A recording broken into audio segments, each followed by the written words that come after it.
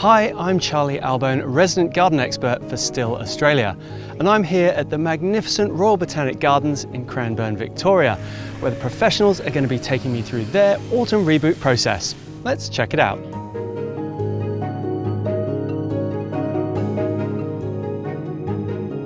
John, thank you for having us at the gardens today. Part of an autumn reboot is getting on top of your hedges. Why is this such an important job right now? What happens when you clip a plant is you're forcing new growth to come out. Yeah. And if you were to clip in the heat of summer, you could potentially put that plant under a hell of a lot of stress, water stress, because it's got this flush of new growth that needs those resources.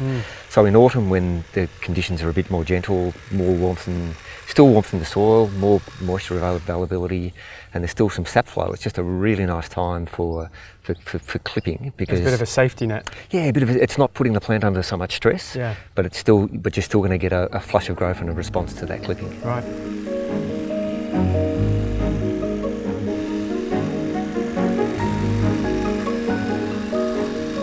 So what tools would you use to prune a big hedge like this? For this tea tree hedge, we'd be using Still long reach hedge trimmers. Yeah, and that would give you a lovely manicured look. Yeah, it'd give you a really tight, so that would give you a really tight clip. There'd be some formality to that clip. Yeah. And the advantage of the long reach is that, this hedge is approaching, 3.5, 4 metres, but you can operate from the ground, so you don't have to get an elevated platform, and it's just much safer. For this garden, the battery power tools have been a blessing. The conventional petrol tools are noisy and heavy, and just in terms of the amenity, they're much quieter, much easier to use. Staff absolutely love using the Still battery power tools. Yeah, it's liberated the garden.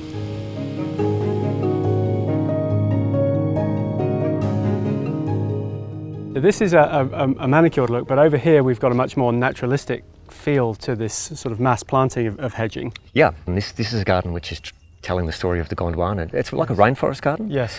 And much more natural in its look and feel. So the treatment that we would give this podocarpus wouldn't be to clip it, it'd be to still prune it. Yes. But prune it with hand tools. Yeah.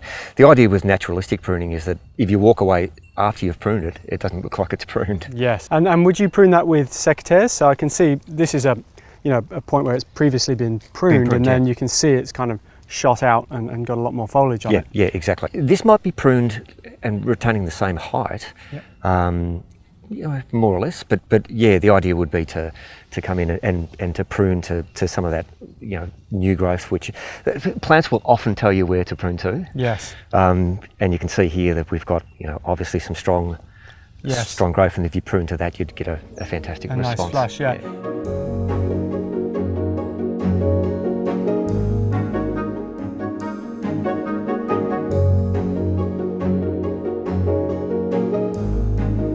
Of the two styles of hedging we've got here, we've got the very manicured and the more naturalistic. How do you choose which suits best? I think the intent that sits behind the landscape and the function of the landscape, the look and feel, will often determine the pruning approach that you'll take. So if, in this instance here, the application is just to have a consistent, formal, neutral screen, whereas in here, this is about detail. And this is much more about the nature of the Australian flora.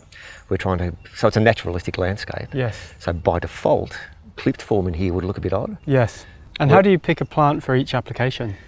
Well, it's about reading the plant. Okay. So there are a bunch of things that just won't tolerate clipping, just because they're too rangy or they're too open. Whereas things with little leaves, dense habits, are the things that tend to lend themselves more to sort of that formal clipping, as compared to things which are a bit rangy and open. So it's about looking at the habit and the form of the plant, and then kind of working with that. Australian native plants, there's a bit of a myth that they don't require fertiliser, water or pruning, and none of that is true. Yes.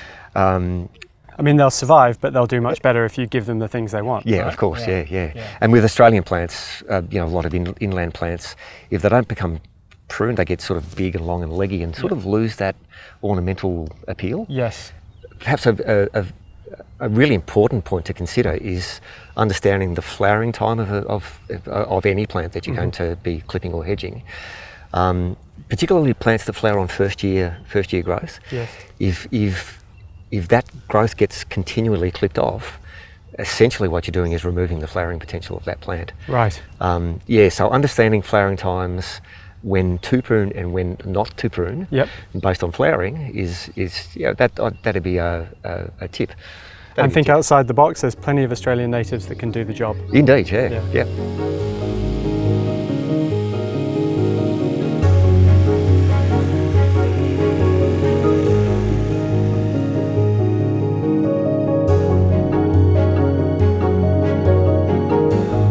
For more professional tips from my visit to the Royal Botanic Gardens in Cranbourne, head to the Still blog.